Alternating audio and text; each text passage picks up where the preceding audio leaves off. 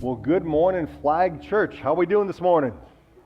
Doing good, doing good. We got some people in the back looking for seats. Now let's hope they can find some seats. Thank you for being here today. Who tells you no? When you were a kid, who told you no? Everybody. Everybody. And if you're my age, your neighbor's kid told you no. Matter of fact, if you're my age, depending on your age, your neighbors have the right to spank you. How many of you got spanked by a neighbor before? Yeah. What is up with that? It's crazy, man. It's crazy. But if you're a kid, everyone can tell you no. When you got to be a teenager, who told you no? Everyone that you hadn't already intimidated. Because if you could intimidate them not to tell you no, some people just backed off. They wanted to tell you no. They looked at you and said, no, it's not worth the scowl. It's not worth the eye roll. It's not worth the shoulder. Watch out, kids. If you do that enough, you're going to freeze like that. So don't do that. Then you get to your college years, and who tells you no? Anyone who has money. Because you don't. You're in college. You're in college. And if someone has money, they have the right to tell you no. And then you get to your 20s, and you're getting a little bit of money, but the people that tell you no are your bosses, who you're trying eagerly to get rid of. Not in an NCIS kind of get rid of way, but get rid of in a way so that you can be your own boss in your 30s, and in your 30s, nobody can tell you no. Why? Because autonomy is something we love in our country. To do what we want, when we want, how we want. No one can tell us what to do. We're our own boss. As if that was the high-achieving, crowning accomplishment of the human race, to get to the spot where you can be your own boss. We love autonomy, and the word no threatens our autonomy. This is the last week of a series we've called No, and in the past, all our messages in this series have been focusing on the idea that no needs to come out of our mouth and out of our heart.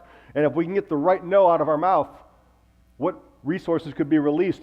So there's some yeses we could say yes to that we can't because we're upside down in yes debt. We've been looking at a passage in Titus chapter 2 that realizes that God's grace, not just being a better person, is what helps us say no. Not just to say no to bad stuff, but to be able to live a self-controlled, upright, and godly life in our present age. And the present age now is a mess. So was the present age in the first century. It was a mess then as well. Last week, the main thought we looked at was this: the difference between the values we embrace and the life we live is the frustration we experience.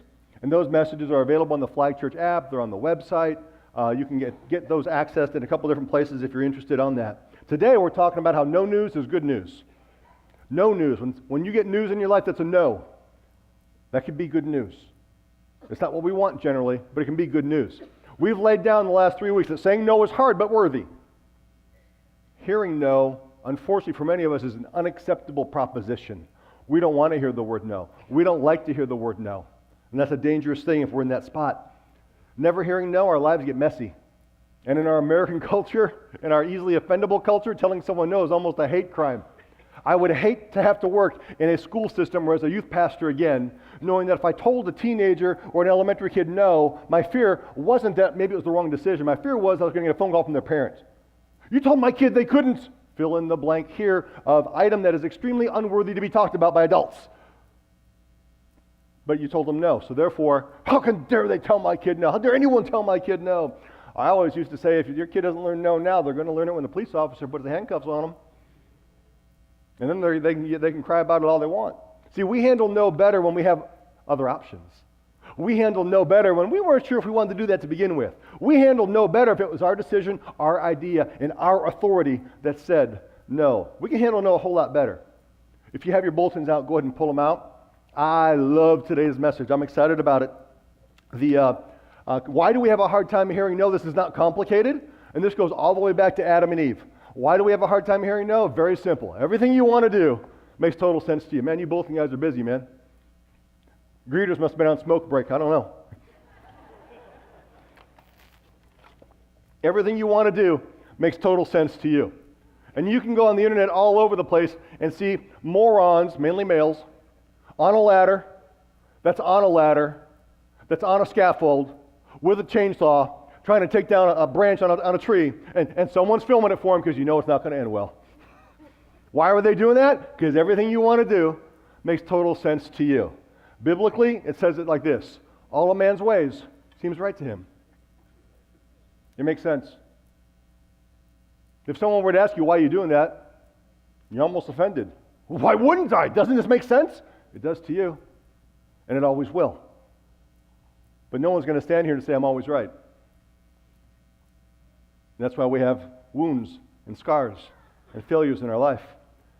We don't like to hear no. Our confidence in our own desires is so high when if we look at the history of our human race, it probably ought to be a little down a couple notches. Our human race doesn't have the best track record of following its own heart. In reality, our desire for autonomy is arrogance. It leads to isolation. We don't make good choices. What kind of decisions do you make when no one can tell you no? Good ones?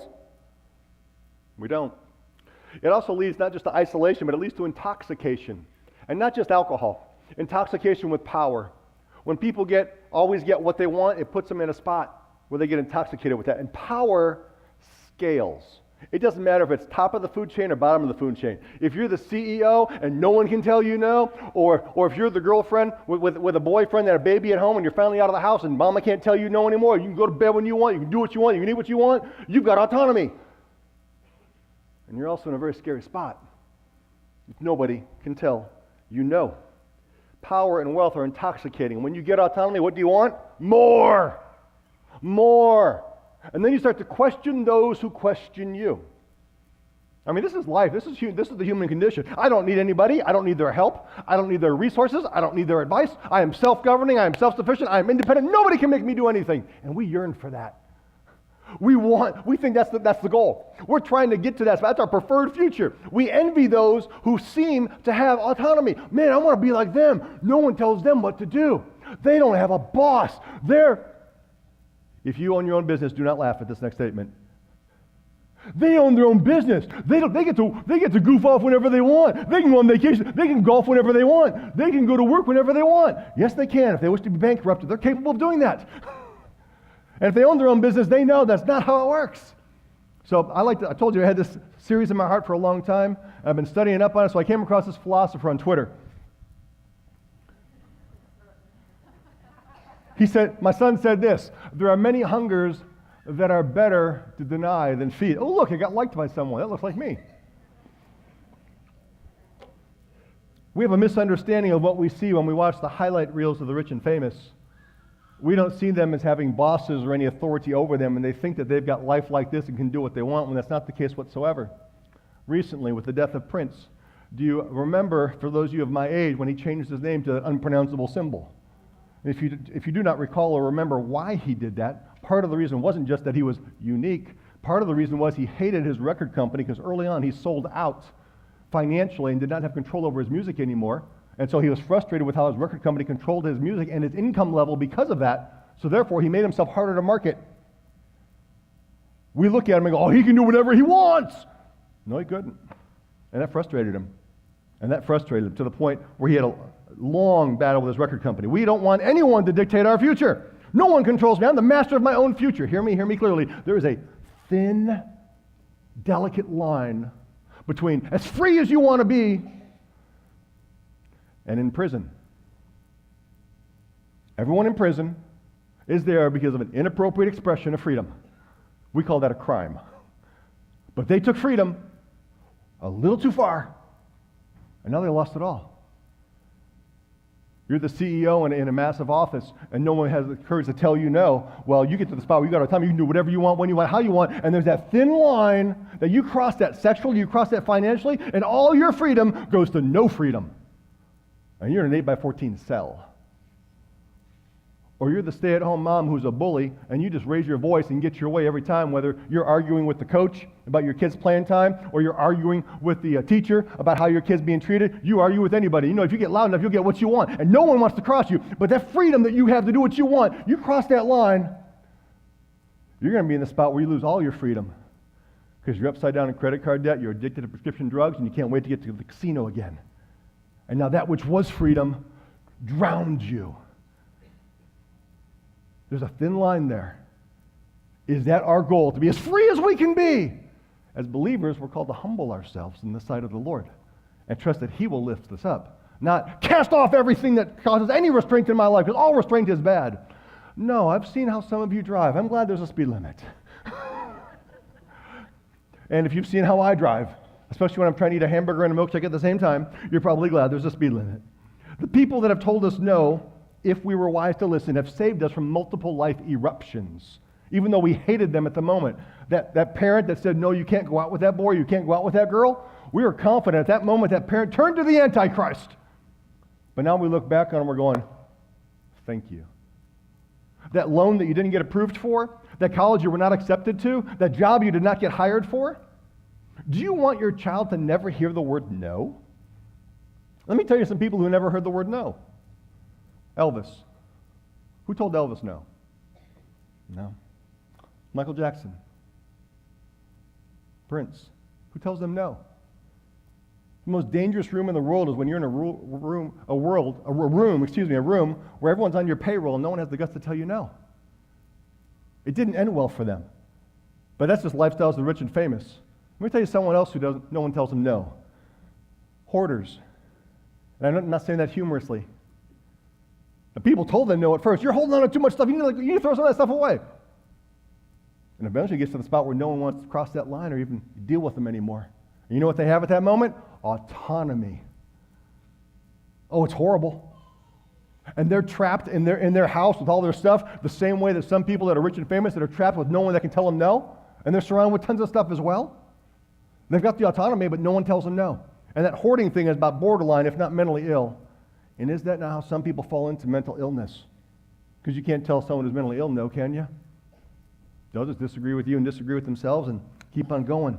So if you forget everything in this entire series, the next question is what you need to hold on to. You should put it in your rear view mirror. You should put it on your phone. Not that I hope this question doesn't haunt you, but I hope it gets in your spirit and changes something. The question is this: who tells me no? Who tells me no? If that's a short list, why is it?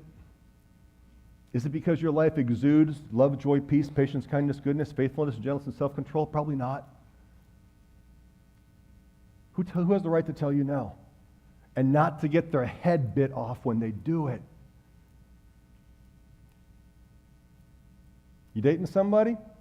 Before you put a ring on it, you might want to see how they respond when someone disagrees with them. Matter of fact, you better. Do you think people are nervous to tell you no? And if so, why would that be? What kind of reaction have people received before when they've told you no? Beyond just being defensive. Do people have to have a meeting before they tell you no? And they got to meet with other people about, hey, how are we going to prepare for the fallout?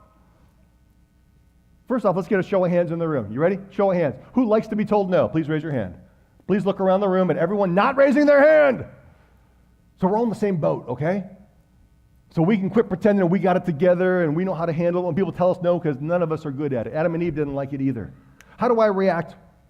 How do they expect I'm going to react? It's a dangerous place. Have you ever felt God telling you no? Because he has. He's told you, but he loves me. You got kids? Do you love them? Do you ever tell them no? If you're my age, you have elderly parents, and at times you got to tell them no. One of the hardest things might be having to tell your kid no on something that just breaks his heart. The second hardest thing might be having to tell your parents, no, I won't give you the car keys back. I'm sorry. That'd be a hard one. But you got something in common with King David. King David in the Old Testament, a man after God's own heart. Failures in his life? Oh yeah. But still, in spite of failures, a man after God's own heart. So much so that once he gets king, once he gets settled, he says, God, I'm going to build you an awesome temple. And God goes, no. No, David, not you. Your son's going to do it, not you. No. Ouch. Feel the burn. Paul, New Testament, loves God, serves like crazy. If you're having a bad week, just check Paul's record of what he went through. You'll feel better about your life already. It won't take you long. You've been shipwrecked lately? You've been beaten lately? No. And so Paul goes, God, I pray for people and they're healed. That's awesome. And then they do this little dance and they say, that's so awesome. And they go, Paul, can I take you to Colton's for lunch? I'm so thankful for your ministry in my life. And we go to Colton's and we have lunch and it's awesome. But God, I got this physical thing wrong with me. This is the third time I'm bringing it up for you. How about some healing? And Paul goes, and God goes, no. No, Paul. My grace is sufficient for you. My grace is sufficient for you. And my strength will be made perfect in your weakness, Paul. And how about Jesus? Hey, Father, I pray that all those who follow after me will be one, just like we are one. And is not Sunday morning the most segregated time in America? There are 43,000 distinct groups on the planet that call themselves followers of Jesus Christ. Jesus didn't get a yes on his prayer either. Two ways God says no in our life. Number one, circumstances don't change to our preferences. Circumstances don't change to our preferences. This might be an obvious no, or it might be a silent no. God, why would you say no to healing my child? What did they do wrong? God, why didn't I get that job? You know that other person's not as good as me. God, why am I still single? Why is that person, they can find a boyfriend or girlfriend in a heartbeat, and they can go ahead and get married, and why can't I? God, why did you allow my wife to leave? I didn't do anything wrong. When circumstances don't change to our preferences is a way God says no. No. Another way God says no is when his word doesn't change to our behavior. God, why won't you allow me to do what I want? Why can't I do what I want financially with my money? It's my money, God. Why can't I do what I want with my life sexually? We're consenting adults. We're mostly adults. Why can't I do what I want relationally? Why can't I do what I want ethically? Why can't I do what I want physically? And his word does not change to suit our behavior, whatever culture happens to say is a good idea. So when we get in that spot, think about this. Have you ever been in a situation where someone asked your input and you had to say no? Or you had to say not yet? Or you had to say, wait, I got a better idea. And the reason why you had to say no, or you had to say, I got a better idea, wasn't because you were smarter, but you had a totally different perspective. Because you've seen them, you've seen how they've lived for the past couple years, you've seen the direction they're going, you know their strengths and weaknesses, especially if this is your spouse, because honestly, after a while in marriage, you know your spouse better than your spouse knows yourself, because it's easier to deceive yourself than anyone else on the planet. Hang with me here. And so you tell that person no, and you tell them, here's why. I see things you don't see. Because you're right here, but I'm on the outside looking in. I've got a different perspective. You see, what I see is not what you see. My thoughts are not your thoughts. My ways are not your ways. And God's ways aren't just our ways. His ways are higher than our ways, as the heavens are higher than the earth. So my ways are higher than your ways, and my thoughts higher than your thoughts. And he not only has the right and the authority, he's in the best position to let us know the answer is no. And every prayer is answered. You probably heard this platitude before. You get a yes on your prayer, you get a no on your prayer, you get a not yet on your prayer. But accepting no is hard. But hear me clearly. God's decline is not a sign of his rejection. If your parents did not reject you when they declined to give you new car, new this, buy you new shoes, do that. Your grandparents, on the other hand, don't know how to say no. Right? Pretty much. Grandma, can I have a cookie? Have the whole jar. Go ahead. It's grandma. It's grandma. When God disagrees with you, it's not a sign of disrespect. It's not a sign of disrespect. I'm glad we sang this verse earlier in our service. We know that all things God works for the good of those who love him, who've been called according to his purpose. Please put on your theological hat for a moment and realize this does not say all things are good. This does not say the car accident was good. This does not say the cancer was good. This does not say that somebody stealing your stuff was good. This does not say that is good. When God says no, the peace we're asking for must not fit in our life. When God says not yet, that peace must not fit in our life yet. He's still working out all things for good. So what do you do when God says no? What do you do when circumstances don't change like you want them to? What do you do then? A couple thoughts. Number one, trust in the God who is, not the God you want. Trust in the God who is, not the God you want. Why would we be surprised if God says no? I don't know how you were raised, but I was surprised if my parents said yes. If I asked my mom for a cookie and she said yes, I'm like, whoa. So what would the next question be? Can I have two? Of course, no! We're eating dinner tomorrow. It's like, I was surprised when my parents said yes. Why would we be surprised if God says no? Here's why. We're surprised when God says no because we were not on our knees approaching the Almighty God. We were on our throne approaching a genie that we formed in our own image that we expect is going to work magic tricks for us. And that doesn't fly. And then when that doesn't fly, we start questioning everything else. You see, if you're bringing your request to a God that you fashioned in the image that you want him to be, that's called idolatry. Even if it's not a little Buddha that you put on the mantelpiece that you bow down to, that's idolatry. What does it say about your God if your God only agrees with you? If your God only tells you yes? The way Tim Keller puts it, he says, you're worshiping an idealized version of yourself. If he's God, he's not the hood ornament. He is the entire GPS. No matter how many times he's had to look at you and say, recalculating, he's not the hood ornament. So trust in the God who is, not the God you want him to be.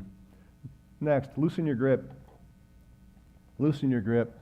My pastor in Wichita every once in a while would look at me because I had a tendency to be too manipulative of the details of a situation.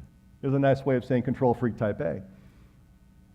When we insist on driving our life, we're going to end up with a collision of experiences that don't line up and come to mean anything. Now, loosen your grip does not mean don't lack ambition. It does not mean be passive. It does not mean pray but don't work.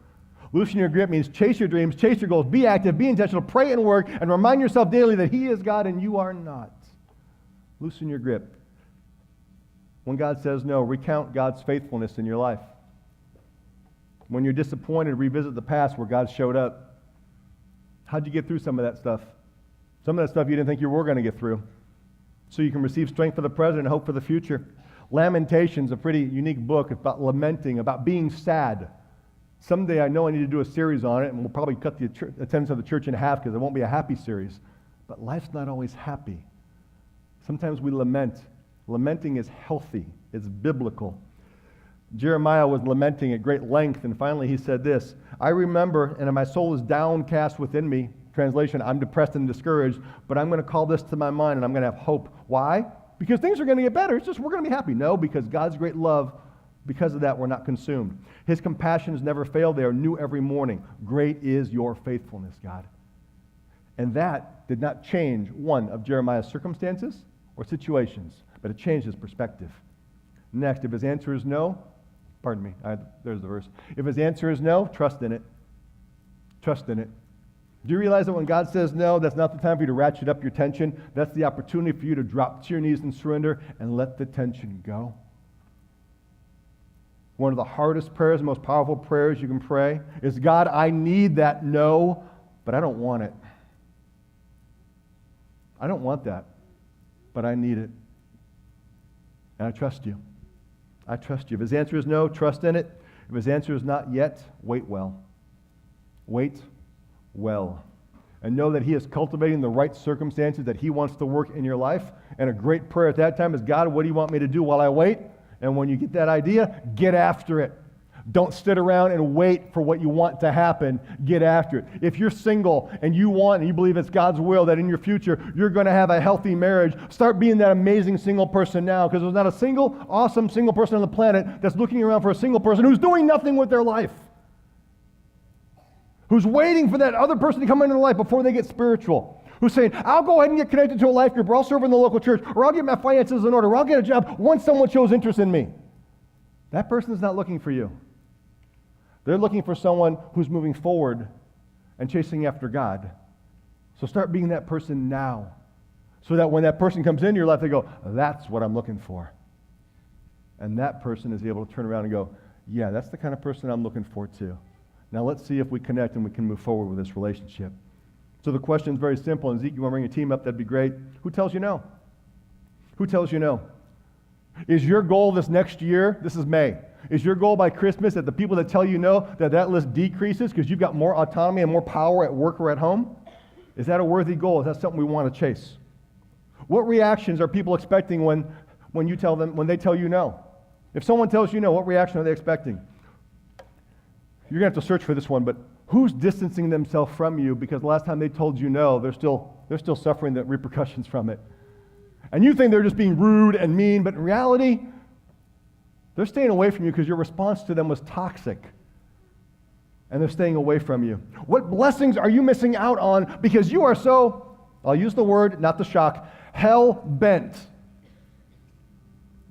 on having your way, yet they can see you're going off a cliff. You're going off a cliff. And all of us are going to end up sometime in our life because we're all going to stumble. We're all going to stumble. Jesus said, hey, I can't come up with the verse right now. Luke, Hanky, where are you at? It's the verse that sounds like Yoda. What's the verse? In this world you'll have trouble. But be of good cheer, I've overcome the world. But you're going to have trouble.